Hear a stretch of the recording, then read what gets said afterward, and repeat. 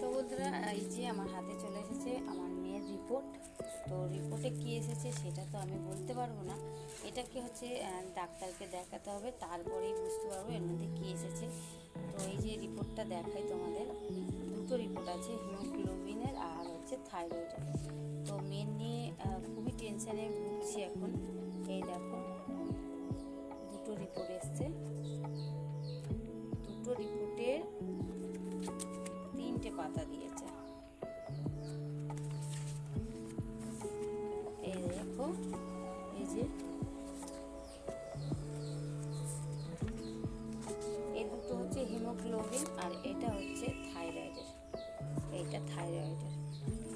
তো আমি তো বুঝতে পারছি না এখন কি আছে না আছে এর মধ্যে।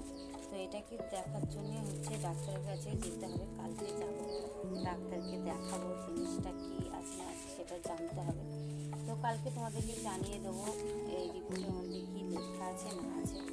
খুবই টেনশানে ভুগছি এখন মেয়েটাকে নিয়ে, কেন মেয়েটা যেহেতু একটু বড় হচ্ছে, তার কিছু যদি হয়ে যায় খুবই চিন্তার বিষয় হয়ে যাচ্ছে, তাই না?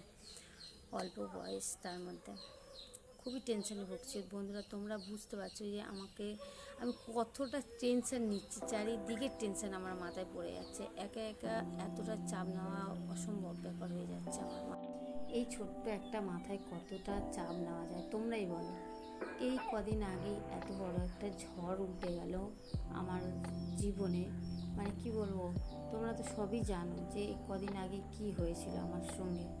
সেটা এখনো পর্যন্ত আমার মানে ঠিকঠাক হয়নি, সেই মাথার এখনো প্রবলেমও আছে। ওই চিন্তা করে করে আমার মাথার প্রবলেম এসে গেছিলো, ওটারও একটা রিপোর্ট করতে বলেছে, সেটা পয়সা খরচা করব কি করে, সেই চিন্তা করে করেই আমি বসেছিলাম এতদিন। কিন্তু তার মধ্যে মেয়েটার এই অবস্থা, কিন্তু মেয়েটার তো আর ফেলে রাখা যাবে না, ওকে আগে ডাক্তার দেখাতে হবে।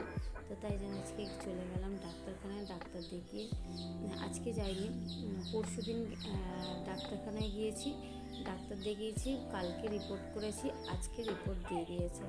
তো আজকে রিপোর্ট নিয়ে এসেছি, আবার কালকে যাব ডাক্তারকে রিপোর্টটা দেখিয়ে আসতে, যে কি এসেছে না এসেছে, ভালো কি খারাপ, যে কোনো একটা তো ডাক্তার বলবেই।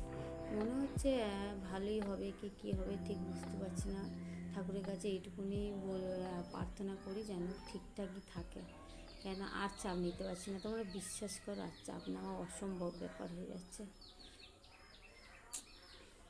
তো তোমরা পাশে থাকো এরমভাবেই, তাহলে যদি একটু মাথার টেনশনটা তোমাদের সঙ্গে শেয়ার করতে পারি, আর তোমরা আমার সাপোর্ট করো যাতে আমি সব কিছু পার করতে পারি।